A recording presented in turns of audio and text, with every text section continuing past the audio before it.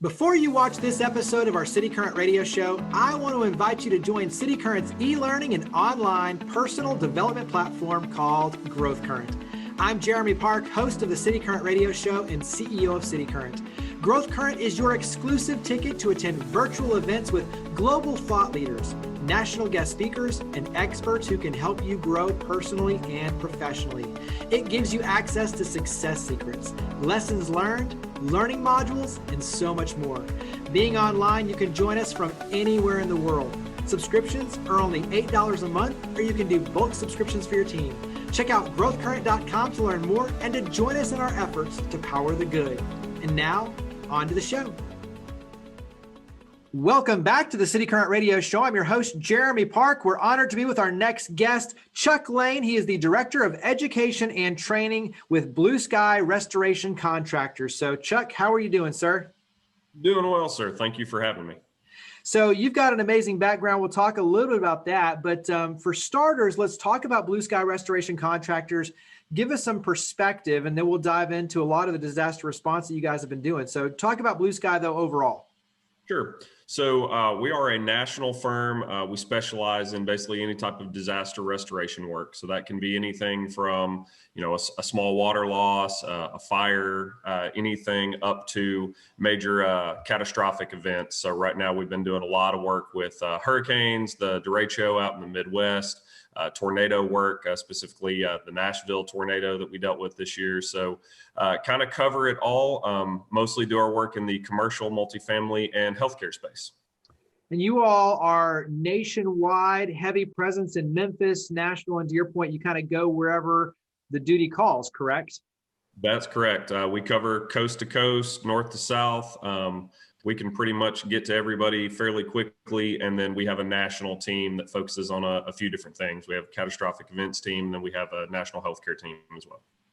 Talk about mobilizing, because as you mentioned, the disaster response has been unfortunately a huge need this year. And sadly, when you look at over the last few years, it feels like there's been kind of an increasing amount of natural disasters between the tornadoes and hurricanes and everything that's hitting. So talk about how that works on your end in terms of, going in and mobilizing, and then where you like to start. And then we'll kind of share some tips as well. Sure. So one of the things that happens a lot when we have these catastrophic events, is sometimes there's pre-staging, very similar to any type of, disaster work, is that the closer you are to be able to get in there quickly to respond, especially when we have pre-existing clients that may be concerned about something or something moving into an area. But once our national team kind of mobilizes, we know something's coming in. Obviously a little bit different between what we call kind of a medium notice event, something like a hurricane where we know a couple days out it's moving in, versus something like a tornado that happens instantly and then we roll out. But basically getting crews into that area, working with clients, seeing what we can do to immediately stabilize the situation. So most of what we do in mitigation and restoration, the primary goal is getting in there, and that may be things like immediately getting tarps on roofs so water damage doesn't increase, stabilizing even the security of an area, sometimes setting up temporary fencing, but basically just getting in there and kind of immediately getting on site to try to keep things from getting any worse than they were already made by the disaster itself. Talk about working, because you walk a balance of working with the insurance companies, the clients, obviously trying to get things back as soon as possible, yet letting the insurance companies do their work. So talk about kind of that fine balance between all these different sides to navigate to the best end result.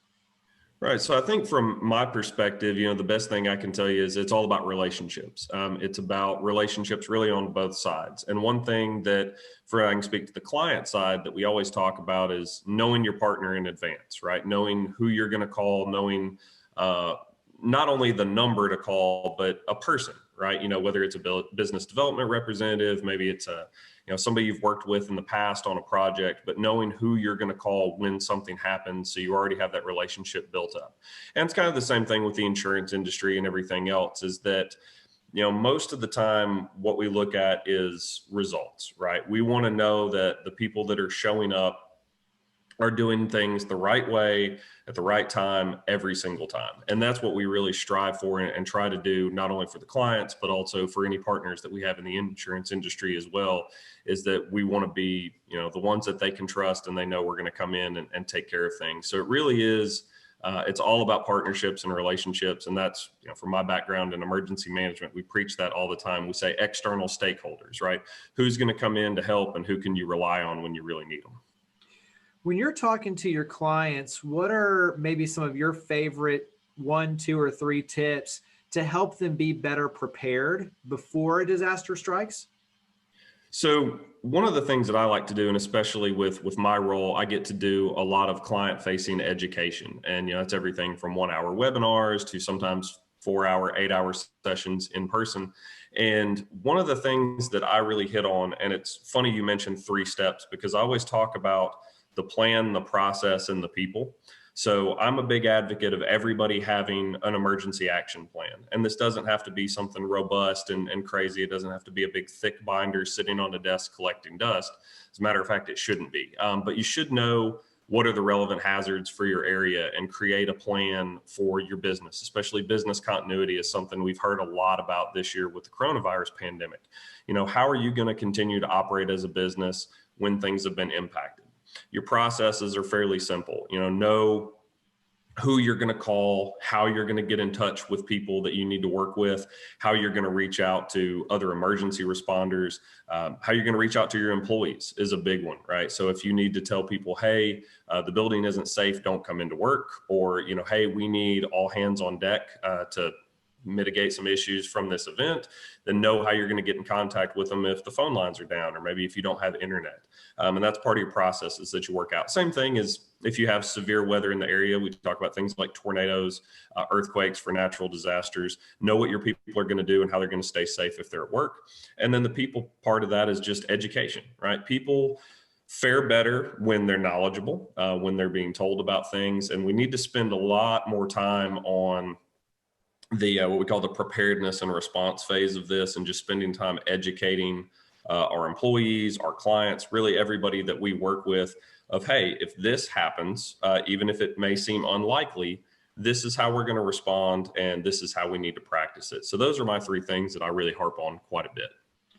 Talk about the healthcare initiative, kind of carry that thought forward, but skew it now toward what you're doing in healthcare. Yeah. So my background specifically is in healthcare emergency management. That's the world that I've lived in for almost 14 years now. That's where I came out of. And one of the things that we focus on a lot, and I think we've really seen again this year, healthcare is a very robust industry. And we sometimes forget how big of an industry it is and what all it covers. And we need that infrastructure to be there, right? We think about any type of disaster, anything, most people go to the hospitals to get care. They're kind of seen as a safe place. And so one of the things that we're especially working on right now with our healthcare initiative is making sure that healthcare industries have those right partners to work with, right? So healthcare is a whole different animal when you talk about regulations and working in that space and things that you need to think about. You have all these issues with things like infection control, right? Especially when you're talking about even minor disasters, something such as a water leak, a small fire can be a major project in a healthcare facility, as to where it might look a little bit different in a commercial building where you can shut a space off and things like that. So trying to educate not only internally our employees about lots of ongoing education and training for them to say, hey, here's how this is different for the day-to-day, but also educating our healthcare clients and just the healthcare community as a whole. We've been doing a lot of webinar series this year, covering everything from disaster planning to environmental cleaning and disinfection, and really just kind of carrying those things forward to say, hey, here's what you all should be looking for internally to expect from partners you're working with. But then also, like I said, for us internally saying, hey, here's our expectations for how we're going to perform in this environment. When you look at training your team and obviously the community, what are some of the ways that we can plug in and either take advantage of those? In other words, how can we kind of take advantage of everything that you're offering and start plugging in? Right. So a lot of what we're working on right now, most of it has been kind of social media driven. So LinkedIn, Facebook, anytime we have webinars, we'll put the registration links out there. You can reach out to your local business development representatives at any of the offices that are near you. They can send you that information. I always tell people you can follow me on LinkedIn. I'm very active on there. But what we're looking for 2021 is to kind of get these things on our website, get our webinar opportunities up, get our in-person classes out there, and some of the other kind of exciting things that we're working on, some partnerships for continuing education credits and some of our certifications that we're going to start offering. So the best place I would say to start looking for that would definitely be the website, www.goblusky.com, or your local business development representatives at an office near you. Yeah, I think the focus on training and education to me is something that really does separate you all. What's something else that you wish everyone knew about BluSky that they might not know? So when you talk about BluSky Restoration Contractors, what's one thing you wish everyone knew? I'll tell you, this is one thing for me, and I've been with BluSky about 2 years now, and I think it is really that commitment to doing things the right way. And I know that sounds kitschy, but one of the things that I've seen that in everybody I've worked with, from the frontline technicians that go out to the job all the way up to your senior teams, is that there really is a passion for doing the right thing, getting it done the right way, and truly building on that goal of partnership. Right. To actually really, truly work with the client, work with the different groups that we're, out there dealing with every single day on these projects, and making sure it's done right. That commitment to excellence is something that I think all of us really, really take to heart, take very seriously, so that it's not just, another job on the books. When you look at your past and just more on the public side and kind of even on the workforce side, what is one tip or maybe a couple that, when it comes to keeping your family safe, your employees safe, what's one tip there that engages kind of the family side, the employee side? Right. So I was actually talking about this a while back in a class and in some other interviews I've done, and we talked about the importance of being prepared at the home level, right? So if we talk about preparedness at work and all these emergency action plans and everything else, the more you are prepared in your daily life, the better that carries over into everything else. So I'll give you an interesting statistic. Is something that came out a few years ago. Is they said the majority of people don't know where their children would be taken if the school was evacuated, and they don't know who they would call to find out where their children went. And that's a really scary thought, I think, for any of us, whether you have children or nieces and nephews, whatever the case may be. So it really gets down to that. Think about the things that could disrupt your day to day, right? So we talk about, here in Tennessee, we think about, tornadoes is probably our big thing, that we think of as kind of a random quick event. But there's all these other potentially really frightening things out there, right? Unfortunately, we do live in the world where there's active shooters and school shootings. And, there is always that possibility of the New Madrid fault and the earthquake. And there's all these things we worry about, but they're fairly unlikely to occur. Statistically speaking, you're still fairly safe, and it's not a big concern. And so it kind of gets pushed to the back of most people's minds. We call it normalcy bias, right? It won't happen here. It won't happen to me. But one of my favorite phrases that I heard an instructor use a long time ago, a very good friend of mine, he always says that the body cannot go where the mind has not been. So if you kind of condition your mind to just think about, hey, what would I do if this happened? Do I have that number to call? Do I know who I would reach out to for this situation? Do I know, how I would respond? And I don't look at any different than knowing what I would do if I had a flat tire. All right. So for most people, it may be getting out the jack, changing the tire, and rolling on down the highway. For some people, it may be calling AAA, the TDOT group here in Tennessee, whoever it is. But I think, just spending a little time to think about it and come up with a quick plan of here's what I would do and here's how I would approach this situation can go a long way. Yeah, that's great advice. What's something that you think, going through the pandemic, obviously it's caused a lot of pivots and adjustments and learning lessons for sure. What's something that you think coming out of the pandemic is something that you've learned during this process that's ultimately going to make you stronger? I think it's resilience. Again, it's one of those things we've talked a lot about this year, and there's been a lot of upsets in people's lives. I mean, some businesses have completely had to pivot, what they do and how they respond, how they're working. I think working from home, Zoom interviews and meetings and all these other things have been so vastly different. But I think it's kind of one of those things that speaks to the heart of most of us as Americans, that resilient spirit that, okay, it's a problem, but we're going to deal with it. We're going to address it. We're going to change what we need to do. And maybe sometimes begrudgingly, but it's that go get 'em spirit. And that's what I love about this kind of a uniting factor with everybody, is that you just say, okay, here's the issue and let's look for solutions, not, more problems. And I think that's been the big thing that I've seen through this, is that most people now are starting to understand that these things that we didn't always think about could happen can. And it was kind of one that caught everybody's attention, not only nationally, but globally.